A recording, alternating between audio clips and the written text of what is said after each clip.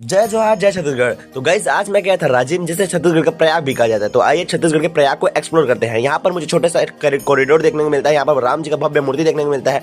यहाँ पर प्राचीन शिव जी का एक मूर्ति देखने को मिलता है। और यहाँ पर यहाँ मूर्ति मंदिर जो है ये बहुत ही पुराना मंदिर है।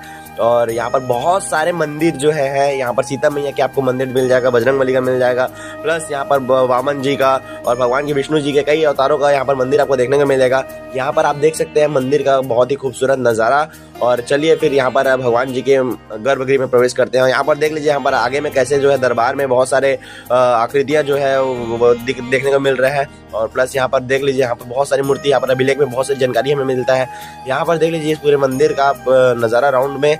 और इसके पश्चात जो है आइए हम लोग चलते हैं ब्रिज की तरफ। और यहाँ पर हमें लोहे का ब्रिज देखने को मिलता है। और यहाँ पर नदियाँ देखने मिलती हैं। यहाँ पर 3 नदियाँ का मिलन होता है। नदियों के नाम है महानदी, सोंढूर और पैरी। ये तीनों